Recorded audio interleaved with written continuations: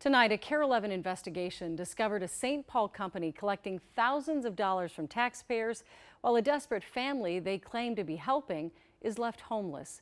Here's AJ Legault with the latest findings in Housing Hustle, a Recovery Inc. investigation. Family. It should mean stability. Home. Not wondering where you'll sleep next. She keeps asking if we're in a new place. Ben Gutowski's 7-year-old little girl keeps asking when their family will have a home. We keep telling her soon.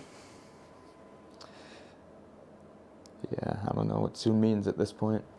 Ben and his wife Haley are living out of ever-changing Airbnbs. Having to move every month, all of your stuff. A cycle that started in the fall of 2024 after going to New Way, where they successfully completed treatment for substance use disorder. They'd battled addiction, were in recovery, but essentially homeless. We've been sober for over a year now, and we're trying to get everything back on track and get into a place. They signed up with a company called Pristine Health. Pristine claims to provide housing stabilization services, or HSS, a Medicaid-funded program to help the elderly and disabled, including those with substance use disorder, find and maintain housing. We've been counting on them to find us housing and work on listings and talk to apartments. But the couple says months passed. They never met anyone from Pristine in person. They were sent no listings to review, went on no apartment tours. They were, basically, ghosted. Yeah, they didn't do anything. Then Ben saw stories by KARE 11, exposing companies accused of exploiting the HSS program to commit millions of dollars in fraud. Sounded unfortunately familiar.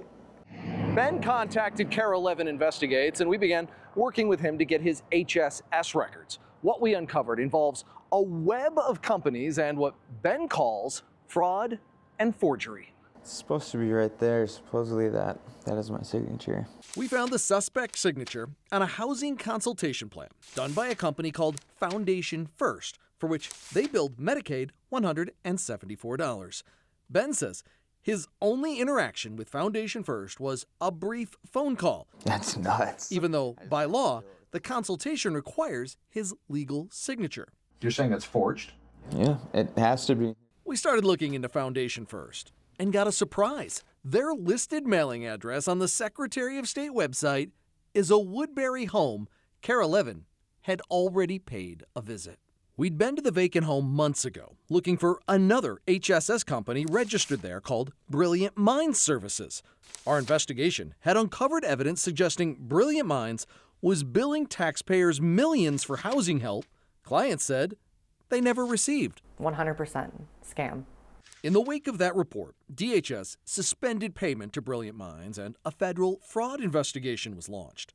Both companies also list office headquarters here in St. Paul at the Griggs Building. Our investigation discovered this place is home to about 24 companies billing Medicaid for housing stabilization services. It also has ties to companies caught up in the Feeding Our Future scandal. Foundation First office has no signage. In an email, its owner, Abdi Fattah Mohammed, denied wrongdoing and initially agreed to meet for an interview, but then backed out, writing, "On the advice of legal counsel, we will not be engaging in further direct communication with you." Back to Ben. That consultation by Foundation First is what greenlighted Pristine Health to begin billing his Medicaid. Billing a lot.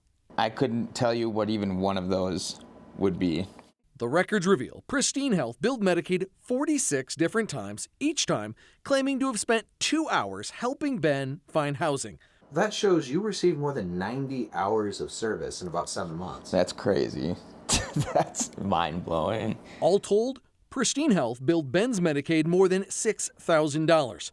Taxpayers were also billed double. Records show Pristine charged Medicaid thousands of dollars, claiming to separately help Haley find housing. They just billed us for nothing. Yep. Pristine Health is located on Grand Ave in St. Paul, in the basement of the Oxford Square Shopping Center. They never responded to emailed interview requests, so we paid them a visit. White piece of paper on the door says it's open at 9 a.m.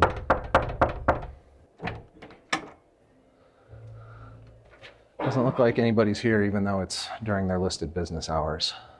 Ben says when he began demanding answers, an owner of Pristine Health, a man named Ahmed Mohammed, met with him. Didn't have anything, just tried to validate how this whole thing has been playing out and told me this is just how HSS works. Taxpayers charged, his family left homeless. Yep. After coming to the conclusion that they were being strung along and exploited, Ben and Haley started their own housing search and did what the so-called housing experts at Pristine Health apparently could not. They recently found their own apartment, Julie.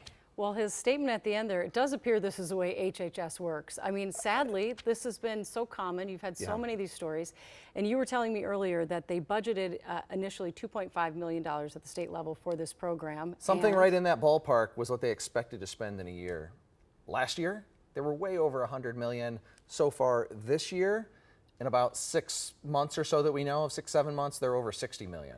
And we have You can- any idea how do you much know of that is how fraud? many people you could house for Yes, $60 including million? that couple that became sober and then underwent all this stress because they can't find a home. It's Right, just so it's like discouraging. a 13th step, if you will, trying to Yeah, get absolutely. on the right path. All right, great work again. Thank you, AJ.